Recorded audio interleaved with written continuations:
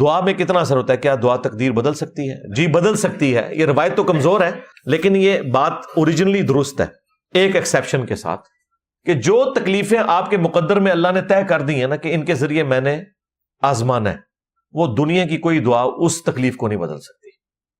وہ آزمائش ہے، یہ ذہن میں رکھیے گا. بخاری میں 2812 جو حدیث ہے اور 447 وَيْحَ عَمَّارٍ تَقْتُلُهُ الْفِئَةُ الْبَاغِيَةُ يَدْعُوهُمْ إِلَى اللَّهِ وَيَدْعُونَهُ إِلَى النَّارِ. افسوس اے عمار، تجھے ایک باغی جماعت قتل کرے گی، تو انہیں اللہ اور جنت کی طرف بلائے گا، وہ جماعت جہنم کی طرف بلائے گی.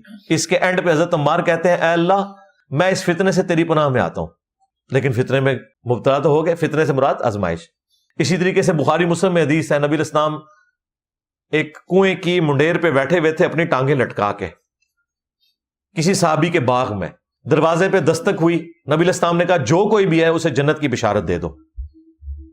دروازہ کھولا حضرت ابو بکر، آپ نے اپنے دائیں طرف انہیں بٹھا لیا. تھوڑی دیر بعد پھر دستک ہوئی، کہا اب بھی جو آیا نا اسے بھی جنت کی بشارت دے دو. سیدنا عمر اپنے بائیں طرف بٹھا دیا. تیسری بار دستک ہوئی تو آپ نے فرمایا اب جو آ رہا ہے نا اسے جنت کی بشارت دو ان تکلیفوں اور مصیبتوں کے ساتھ جو اسے پہنچ کر رہیں گی. دروازہ کھولا، حضرت عثمان اندر آئے، نہ دائیں جگہ نہ بائیں، تو حضور کے سامنے آ کے وہ کنویں کی منڈیر پہ وہ گول ہوتا ہے نا، سامنے آ کے بیٹھ کے. یہ حدیث بخاری میں بھی ہے، مسلم میں بھی ہے. یہ میں نے کربلا والے ریسرچ پیپر میں بھی حضرت عثمان کی جو شہادت کے اسباب ہے اس میں ڈالی ہوئی ہے. جب نبی علیہ السلام کا یہ پیغام وہ دروازے کی چوکھٹ کے اوپر دیا نا حضرت عثمان کو انہوں نے کہ حضرت آپ کے لیے بھی جنت ہے لیکن اس کے ساتھ، تو انہوں نے پتا کیا کہا؟ میں اللہ تعالیٰ کی پناہ میں آتا ہوں ان فتنوں سے. لیکن وہ فتنے آئے. وہ پناہ سے مراد یہ ہے کہ مجھے اللہ ثابت قدم رکھنا، اور رکھا اللہ تعالیٰ نے. حضرت عمار بن یاسر کو بھی ثابت قدم رکھا، حضرت عثمان غنی کو بھی رکھا رضی اللہ عنہما وعلیہم السلام. تو اس طرح کی تکلیفیں تو بھائی دنیا کی کوئی دعا نہیں ٹال سکتی، پیغمبر کی دعا بھی یہ تکلیف نہیں ٹال سکتی. حضرت حسین کو جو تکلیف پہنچی ہے وہ پہنچنی تھی. البتہ جو تکلیفیں ٹل سکتی ہیں ان کے لیے دعا اللہ نے رکھی ہے، لیکن اس میں دعا پھر شرط ہے، اور وہ بھی تقدیر میں لکھا ہوا ہے کہ اگر یہ دعا کرے گا تو یہ مصیبت ٹال دوں گا، نہیں کرے گا تو نہیں ٹالوں گا. لہذا دعا سے مصیبت کا ٹلنا بھی کوئی تقدیر کو نہیں بدلتا، تقدیر میں لکھا ہوا ہے کہ یہ کرے گا تو یہ کر دوں گا. اس کا ثبوت وہ بخاری مسلم کی حدیث ہے، جو شخص یہ چاہے کہ اس کا رزق کشادہ کر دیا جائے اور عمر دراز کر دی جائے، وہ اپنے رشتہ داروں کے ساتھ صلہ رحمی کرے، یعنی اپنے رشتہ داروں کے اوپر مال پانی خرچ کرے. اس کی برکت سے اللہ تعالیٰ اس کی عمر بھی دراز کر دے گا، رزق میں بھی کشادگی کر دے گا. اور رزق میں آپ یہ نہ سمجھیے گا صرف مال و دولت آتا ہے. اچھی اولاد، اچھی بیوی، اچھا مکان، اچھی صحت، یہ سب کچھ رزق ہے، اللہ کی نعمت. واللہ خیر الرازقین. تو یہ جڑا ہوا ہے اس کے ساتھ، تو یہ اصل ہے.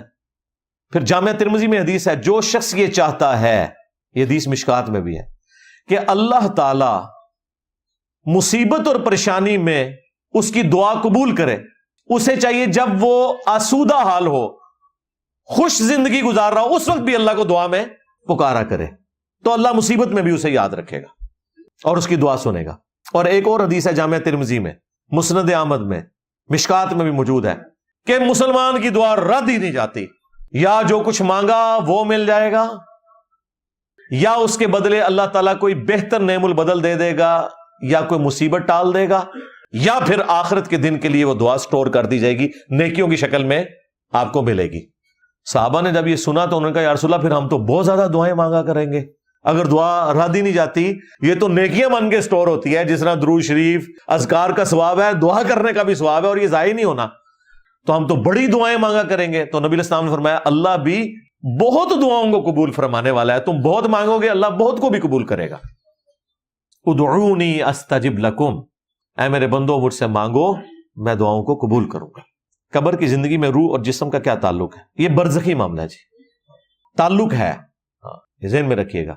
لیکن روح اس مٹی کی ڈھیری میں نہیں ہوتی، ادھر صرف جسم ہے، اور اس جسم کے اوپر بھی جو کیفیت گزر رہی ہے عذاب کی شکل میں یا رحمت کی شکل میں، وہ آپ کیمرے سے آبزرو نہیں کر سکتے.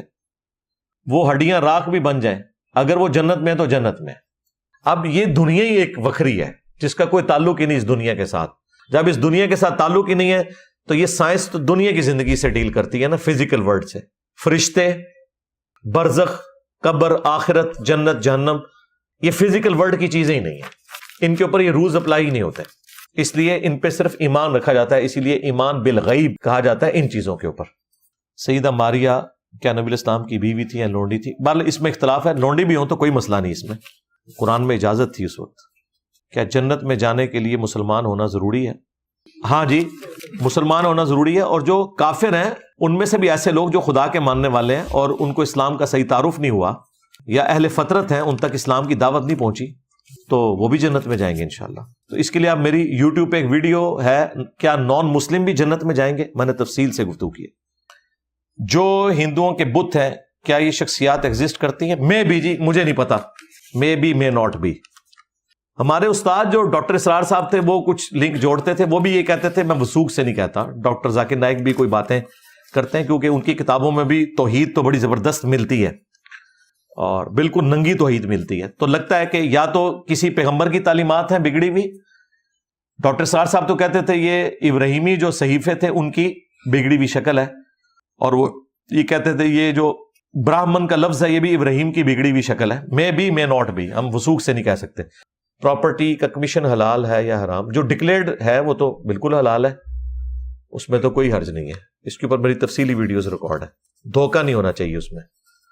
فرض نماز ہونے کے بعد اگر 4-5 لوگ دوبارہ نماز کروانا چاہے تو اس کے بارے میں بیان کرتے ہیں۔ جی کروا سکتے ہیں، شرعی طور پہ تو کوئی کباہت نہیں، فرقوں کو تکلیف ہو جاتی ہے، دیوبندیوں کو، بریلوی اور اہل حدیث اور شیعاتینوں کے نزدیک دوسری جماعت درست ہے، اور دیوبند کے نزدیک بھی درست ہے۔ آپ ان سے پوچھیں کہ آپ کی فقہ میں تو الاؤڈ ہے، وہ کہتے ہیں علماء نے منع کیا ہے، اس سے اختلاف پیدا ہوتا ہے کیونکہ لوگ شرارتاً دوسری جماعت کروائیں گے، یعنی ان کا موقف یہ ہے کہ ناک پہ مکھی بیٹھے تو آپ نے ناک ہی کاٹ دینا ہے۔ شریعت کو کون سے علماء بدل سکتے ہیں؟ وہ جن کو ہمارے اعلیٰ حضرت نے واجب القتل قرار دیا ہوا ہے، وہ علماء، ان کی اوقات کی شریعت کو بدل دیں۔ جن کو ہمارے اعلیٰ حضرت نے کہا یہ واجب القتل ہے، وہ دیوبند سے میرے خلاف فتویٰ نکلا کہ انجینئر صاحب اہل سنت سے خارج ہیں، اور میں کہتا تو ہنو تے اللہ دے بندے ہو، 100 سال پہلے اعلیٰ حضرت اہل سنت کے اسلام تو خارج کر گئے نے، تو یہ اپنی فکر کرو۔ ظاہر ہے بات تو اعلیٰ حضرت کی چلے گی نا، جن کے فالوور زیادہ ہیں، ان کے نزدیک تو جی سواد اعظم تو وہ ہے نا پھر۔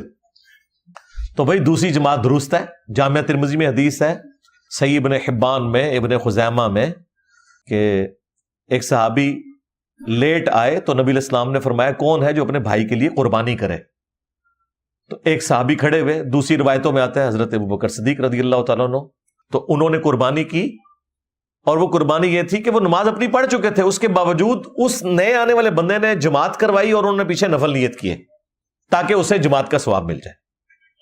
یہ اصل ہے حدیث دوسری جماعت کی، اور امام بھی 2 جماعتیں کروا سکتا ہے۔ بخاری مسلم میں حدیث ہے، معاذ ابن جبل رضی اللہ تعالیٰ عنہ کہتے ہیں کہ میں نبی علیہ السلام کے پیچھے عشاء کی نماز پڑھتا تھا، پھر اپنی قوم میں جا کے ان کی امامت کرواتا تھا۔ اپنی تو پڑھ رہے ہیں تو امامت کس چیز کی کروا رہے ہیں؟ خود نفل نیت کر رہے ہوتے تھے اور پیچھے لوگ فرض پڑھ رہے ہوتے تھے، لہذا دونوں باتیں ثابت ہو گئیں، فرض والے کے پیچھے نفل ہو جاتے ہیں، نفل والے کے پیچھے فرض ہو جاتے ہیں، اور اسی میں امپلائڈ ہے زور والے کے پیچھے عصر کی نماز ہو جاتی ہے، عصر والے کے پیچھے زور کی نماز ہو جاتی ہے۔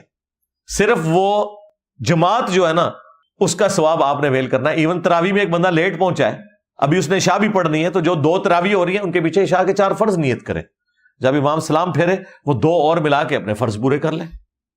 اور یہ مسئلہ صرف سب کانٹیننٹ کا ہے، عرب ملکوں میں تو لائن لگی ہوتی ہے جماعتوں کی، جیسے ہی سلام پھیر کے امام فارغ ہوتا ہے نا تو جو لوگ لیٹ شامل ہوئے ہوتے ہیں نا، جب وہ اپنی رکعتیں پوری کر رہے ہوتے ہیں نا، ان کے بھی کندھے پہ لوگ ہاتھ لگا کے نا ساتھ کھڑے ہو کے تو پھر وہ جماعت شروع کر دیتے ہیں۔ اگر وہ مغرب عشاء اور فجر کی ہے تو جیسے ہی کندھے پہ ہاتھ رکھ کے کوئی شامل ہوتا ہے نا، وہ وہیں سے قرات اونچی کرنی شروع کر دیتے ہیں کہ اب جماعت بن گئی، اور جماعت در جماعت ہوتی ہے۔ اب اگر اس کی 1 رکعت رہتی تھی، وہ دوسرا سلام پھیر کے سائڈ پہ ہوا، وہ کھڑا ہوا، اور ایک تیسرا آئے گا، وہ اس کے کندھے پہ ہاتھ رکھ کے یوں چین بنتی چلی جائے گی۔ وہاں پہ کلچرل ہے، کیونکہ وہاں فقہ حنفی نے پنجے نہیں گاڑے، کیونکہ ادھر کے لوگوں کو عربی آتی تھی، فقہ حنفی ساری اجمی۔ ہمارے استاد ڈاکٹر اسرار صاحب نے ہمیں پرسنل میٹنگ میں کہا کہ انجینئر صاحب اس فقہ کی کیا بات کریں، یہ تو اجمیوں کی فقہ ہے۔ جب میں نے نماز کے طریقے پہ ان سے بات کی، ان کا نماز کا طریقہ بھائی رفع الیدین سے، میں نے کہا آپ نہیں کرتے؟ کہتے نہیں میں کرتا بھی ہوں، کبھی کبھار حنفیوں کی وجہ سے چھوڑ دیتا ہوں ان کو قریب کرنے کے لیے، قریب پھر بھی کوئی نہیں ہوئے۔ آج بھی ڈاکٹر اسرار و مدودین سب تو بڑی لانتا کوئی بھیجتا ہے نا تو دیوبندی تے بریلوی بھیج دینے، اہل حدیث تو بھیجتے ہی ہیں، تو فائدہ تو کوئی نہیں ہوا. اس لیے بہتر ہے ننگی تلوار بن جاؤ. نہ صحیح تو میرے نبی سا ہے ہی کوئی نہیں، تیرے بابے تھے شے ہی کوئی نہیں، لے جو بابے تو دبو جا کے. سبحان ربک رب العزت عما یصفون وسلام علی المرسلین والحمد للہ رب العالمین.